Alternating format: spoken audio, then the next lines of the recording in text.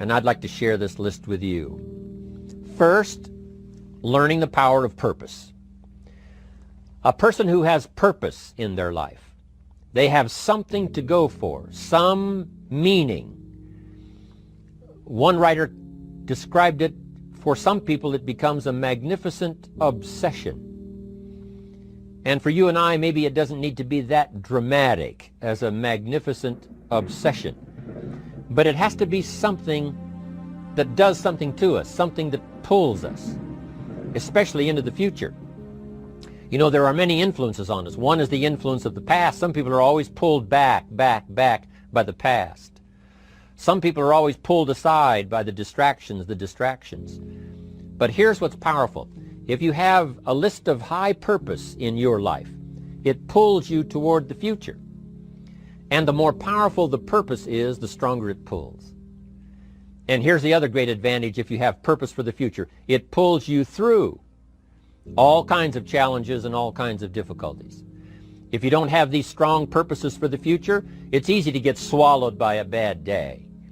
It's easy to be almost annihilated by a poor month. And it's easy sometimes to almost disappear beneath the waves of a year that goes backwards if you don't have something to pull you beyond that year. So if you want something to pull you through all kinds of challenges, all kinds of difficulties and things that come at you, you got to have something on out there beyond today, beyond next week, beyond next month, beyond this year, that pulls you into the future. And the clearer it is, the stronger it pulls. The more dynamic it is, the more it affects your life, your spirit, your heart, your soul. It also creates imagination. It gets your mind working on how to achieve that purpose.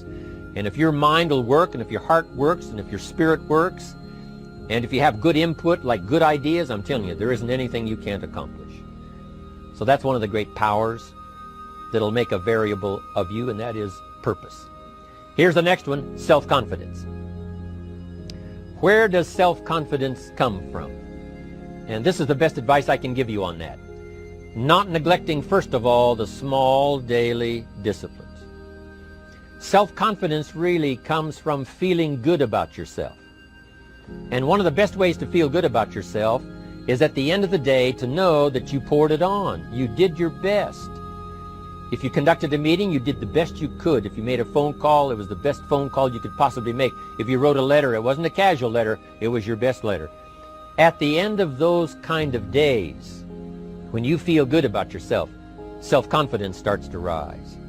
You know that if you can have this kind of a good day, you can have another one the next day, and those days become the weeks become the months, and the month becomes a powerful year. Self-confidence comes from the lack of neglect. If you will not neglect to do the small daily disciplines, that's where self-confidence comes from. Part of good health is self-confidence. I know I'm going to be healthy. I take the Herbalife products. I eat the apple a day. I walk around the block. I do the jogging on the beach. At the end of the day, when you've really poured it on and you've done all the stuff, self-confidence grows. That self-confidence affects your health. It affects your future. It affects your psyche.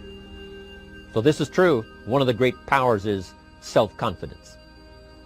Self-confidence means willingness to do whatever it takes to achieve. Some people say, well, I'll do it for a little while and see what happens. You know, I'll try a couple of things. If that doesn't work, I'm out of here. And all of us know that that kind of person doesn't have much of a future.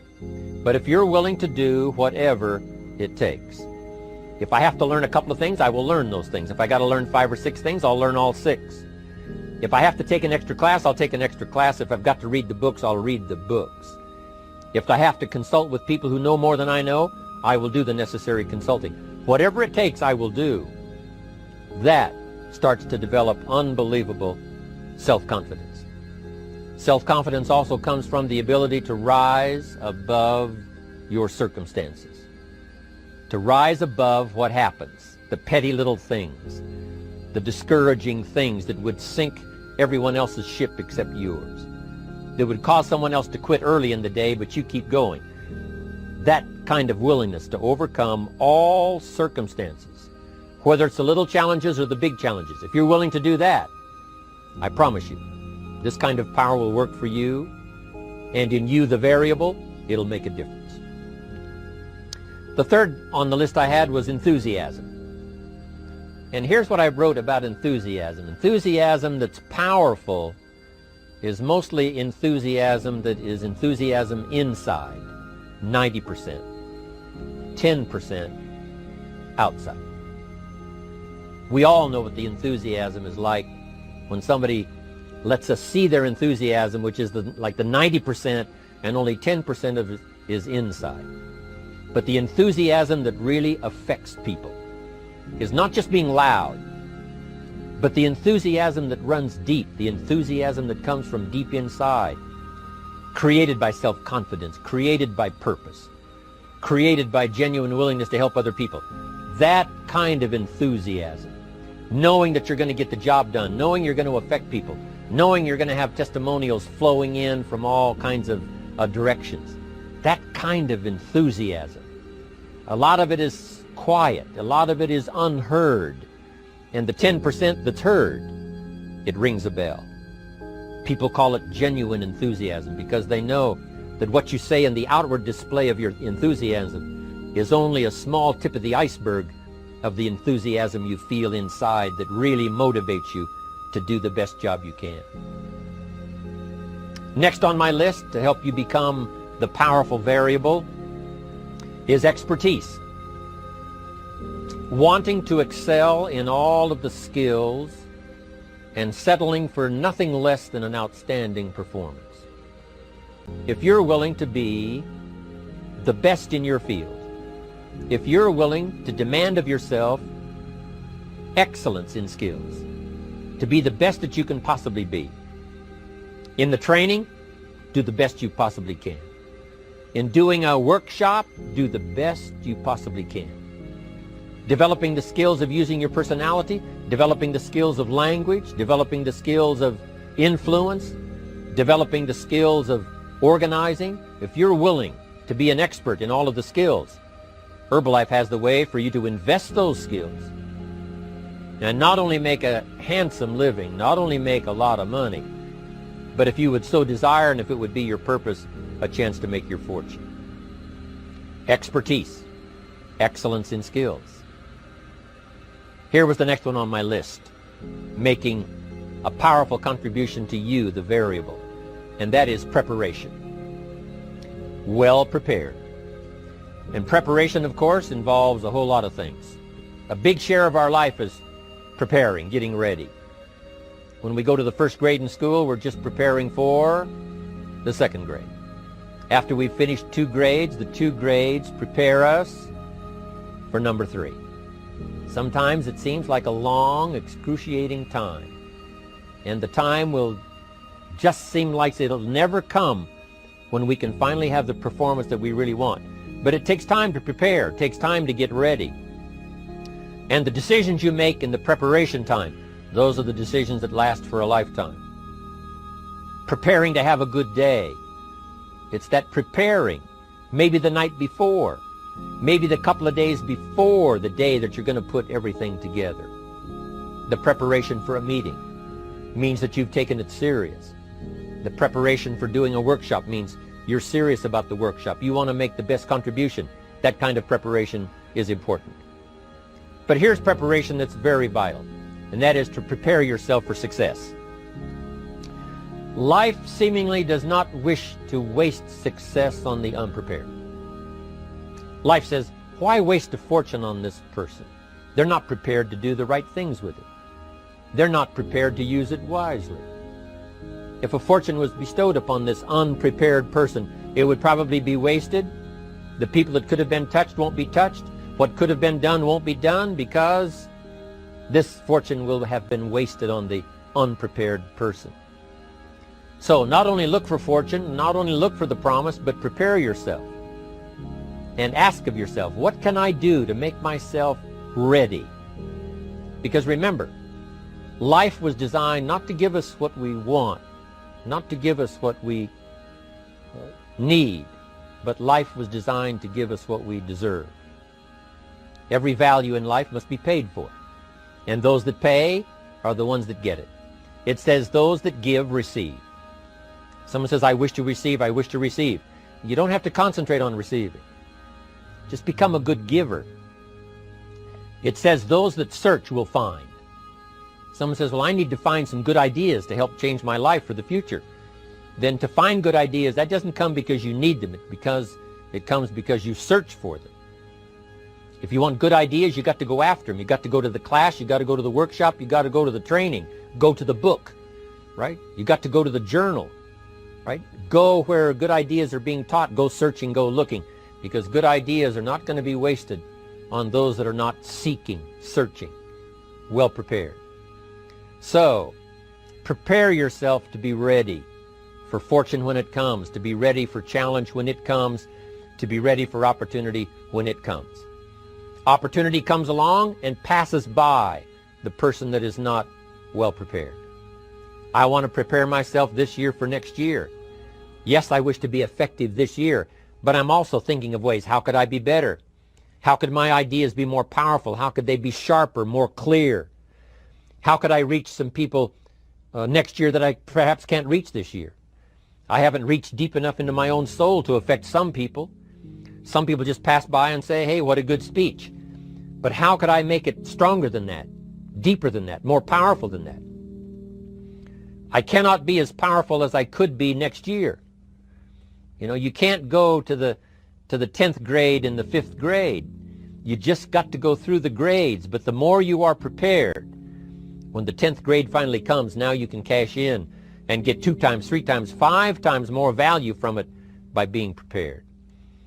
I want to do my best this year for Herbalife, but I also want to get ready for next year, 1999. And then when the year 2000 comes at the turn of the century, I want to be well equipped by language, by instinct, by temperament, by personality, by influence, to really be valuable the year 2000, 2001, 2, 3, 4, 5. That's my goal. I'm sure it's your goal. Now here's the next one. There's great power in self-reliance. Self-reliance means you simply look mostly to yourself. It would be nice if someone just gave you this, gave you this, gave you this. It would be nice if everyone did their job exactly as they're supposed to do it. But here's what you've got to do. Primarily rely on yourself. Primarily say, I'm the person responsible. And I will learn the necessary skills so that I can help people learn their skills. If I need lots of people to do certain things to build my organization, that is what I must have. But I've got to be the final backstop. I've got to be the final one that people can rely on. So that if this is missed and this is missed, I can catch up. I can fill the gap. I can do the job. We have to do it when we conduct meetings. We have to do it when we conduct training. We have to do it when we're in a class of just a few. What someone might have missed, we're there to fill in. Self-reliance. Primarily, we're learning to count on yourself. So that you can do this. Never complain and never explain. Here's the next key power, and that's image. There's many parts to image. The image that others see you as. The image you have with other people. And it's very important how other people see you. If they don't see you as a leader, chances are they won't pay attention. If they don't see you as being in control, chances are they won't have the trust. If they don't see you as knowing where you're going, what you want to accomplish, they probably won't follow.